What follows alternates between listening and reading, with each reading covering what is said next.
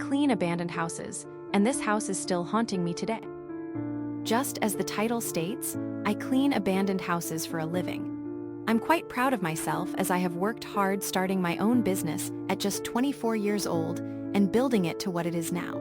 I specifically targeted these types of cleaning jobs as you can charge much more than your average, 1 to 3 times per week house cleaning, jobs of inhabited homes. Plus, I rarely ever have to see anyone other than my team while on the job. Over the years, I have really been in some insane situations with these houses. Everything from encountering wild animals to once a deranged squatter taking up residence in the homes I clean. There is one house that stands out from the rest, however. One that haunts my dreams to this day. I got the job offer through a real estate agent I made my friend over the years in this business. It's a small home, not much clutter left. Amla, my real estate friend, said over the phone. Shouldn't need more than 1 or 2 of you to complete the clean, she continued in her enthusiastic voice. I rolled my eyes. I hated when she used her customer service voice on me. Yeah, what's the real deal with this house? I answered in my usual half-annoyed tone. Amelia responded more normal this time. Honestly, Lori, this house gives me the creeps. The granddaughter inherited it a couple of years ago, but has just recently decided to sell. The grandmother apparently died in the house. I rolled my eyes again. Death in the houses I cleaned was nothing new to me, and Amelia was well aware of this. Amelia continued, I cut my pre-visit to the house short last week. Didn't even make it upstairs where the grandmother apparently passed. The feeling of being watched was overwhelming in this one. That got my attention. Amelia had been in real estate longer than I had been in the cleaning business, and she took her pre-get-to-know-before-showing visits very seriously.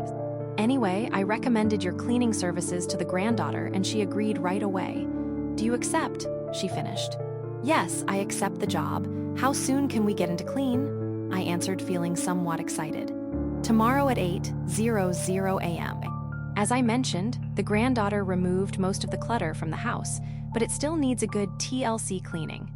The key will be left under the welcome mat, Amelia said, back in her customer service voice. My eyes rolled yet again as I ended the call. Finally, an interesting clean, I thought as I then dialed Morgan. The next day, my most trusted cleaner and best friend, Morgan, and myself drove up the horribly overgrown driveway and saw the well-aged small house come into view. Surely, they will need to hire an outside maintenance and renovation crew, I thought as I climbed out of my cleaning van. Morgan whistled as we stepped on the small creaking porch. You sure just you and I can handle this, Lori?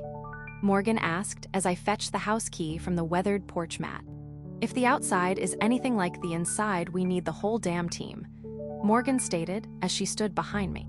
Amelia is over the top, but would never underestimate a cleaning job. I answered as I slid the house key into the old lock and turned until I heard the lock give way. I then pushed the door open as it made the usual ominous creak.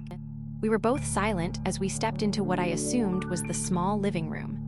The musty smell of a far too long closed-up house filled my nose as my eyes scanned the darkened room. Just as Amelia said, not much was left in the room. A couch took up most of the room on the right. A small wooden coffee table sat directly in front of it, coated in a thick layer of dust. I noticed a few photographs still clung to the wall. Let's get the supplies from the back of the van and get started, I said over my shoulder to Morgan. I have dinner plans and want this done long before. A bit later, I was scrubbing the dirty windows of the living room while Morgan opted to start upstairs. Lori, I heard Morgan call from up the stairs located just behind me. What? I called back. It was silent for several minutes as I waited for a response.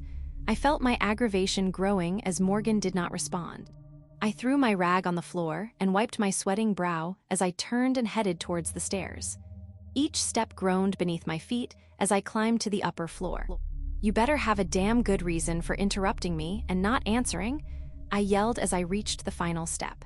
Goosebumps covered my skin when I stepped onto the old wooden floor of the upper level. Weird, I mumbled to myself as I looked around. The upper level was a small hallway. 2 rooms were located on each side as I peered down the dark corridor. Morgan, I called in a softer voice this time. No answer.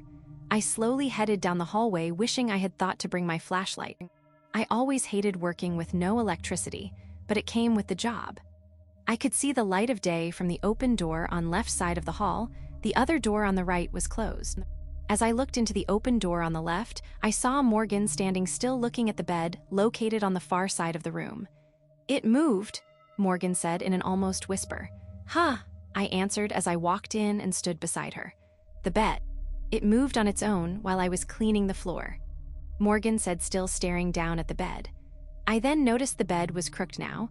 The bottom was several inches away from the wall, where the top was still flush with the corner of wall. "Do you see it?" Morgan then said, even softer now. I almost couldn't hear her. Instead of questioning her, I looked down towards the bed that her eyes were glued to.